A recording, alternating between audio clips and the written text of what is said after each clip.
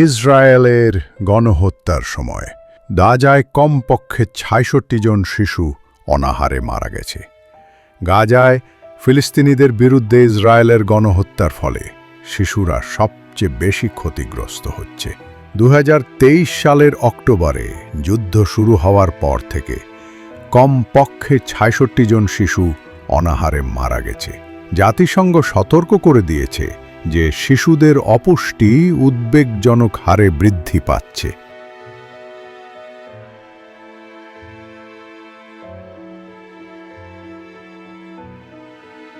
ইসরায়েলের গণহত্যামূলক হামলার ফলে সবচেয়ে বেশি ক্ষতিগ্রস্ত হচ্ছে গাজার নিষ্পাপ শিশুরা।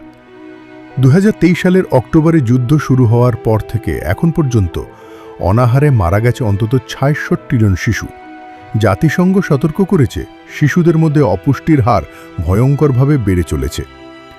এই মুহূর্তে গাজা পরিণত হয়েছে এক মরণকূপে, যেখানে খাদ্য নেই, পানি নেই, চিকিৎসা নেই। বিশ্ব দেখছে কিন্তু নীরব। শিশুদের কান্না কি আর কাউকে জাগাবে না?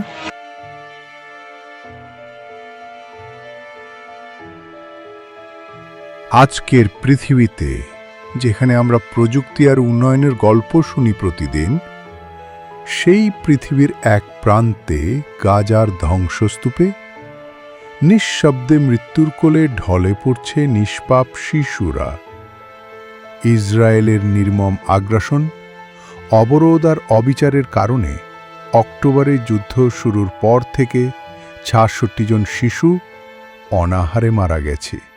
হ্যাঁ, খাবারের অভাবে। দুধের শিশুরা মারা যাচ্ছে ক্ষুধায়। এক ফোঁটা দুধ, এক মুঠো খাবার, সেটাও তাদের কপালে নেই।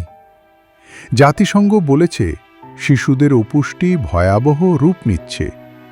গাজা এখন আর যুদ্ধক্ষেত্র নয়, এটি পরিণত হয়েছে একটি শিশুদের কবরস্থানে। এই মৃত্যুগুলো রকেট বা গুলিতে নয়, বরং বিশ্ব বিবেকের নীরবতায় হচ্ছে। যখন খাবারবাহী ট্রাক আটকে দেওয়া হয়, তখন প্রতিটি মিনিটেই হারিয়ে যায় আরেকটি প্রাণ।